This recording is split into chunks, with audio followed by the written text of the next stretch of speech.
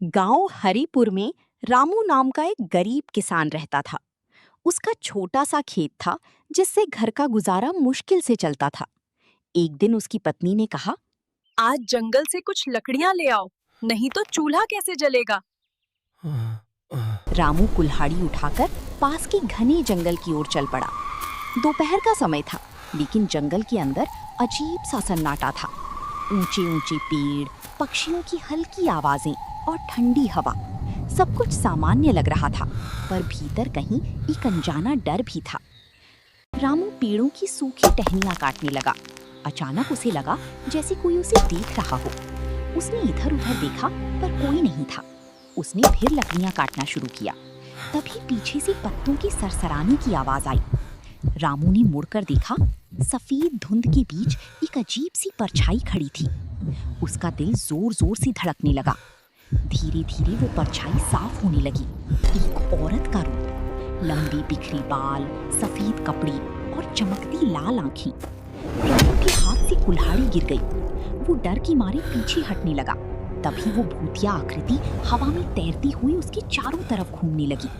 रामू को लगा जैसे कोई अदृश्य शक्ति उसे घेर रही हो। भूत की भारी आवाज गूंजी, मेरे जंगल से लकड़ियां क्यों काट रहा है? मुझे माफ कर दो। घर में चूल्हा जलाने के लिए लकड़ियां चाहिए थी। इस जंगल की हर चीज मेरी है। जो भी यहाँ से बिना अनुमति कुछ ले जाता है, वो जिंदा वापस नहीं जाता। मेरे छोटे छोटे बच्चे हैं। मैं गरीब किसान हूँ, मुझे छोड़ दो। भूत ने रामू के चारों तरफ तेजी से चक्कर लगाना शुरू किया। अचानक चारों ओर ठंडी हवा चलने लगी। पेड़ जोर जोर से हिलने लगी। रामू जमीन पर गिर पड़ा। तभी भूत की आवाज फिर आई, मैं तुझे एक मौका देती हूँ।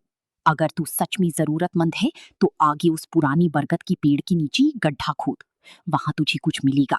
लेकिन याद रख, लालच मत करना। रामू डरती डरती बरगद की पेड़ के पास गया। उसने हाथों से मिट्टी खोदनी शुरू की। कुछ ही देर में उसे एक पुराना मिट्टी का घड़ा मिला। घड़ा खोलकर देखा, उसमें सोने की सिक्की थी। रामू की आंखें चमक उठी। वो खुशी से भर गया। लालच मत तभी करना। उसे भूत की बात याद आई। लालच मत करना। उसने घड़ी से सिर्फ कुछ ही सिक्के निकाले और बाकी वहीं गड्ढे में दबा दिए। जैसे ही वो वापस मुड़ा, जंगल फिर से शांत हो गया। भूत गायब हो चुका था। रामू जल्दी जल्दी घर पहुंचा। उसने उन सिक्कों से अपने बच्चों की पढ़ाई शुरू करवाई, घर ठीक कराया और एक बैल खरीद लिया। उसकी जिंदगी धीरे धीरे सुधरने लगी।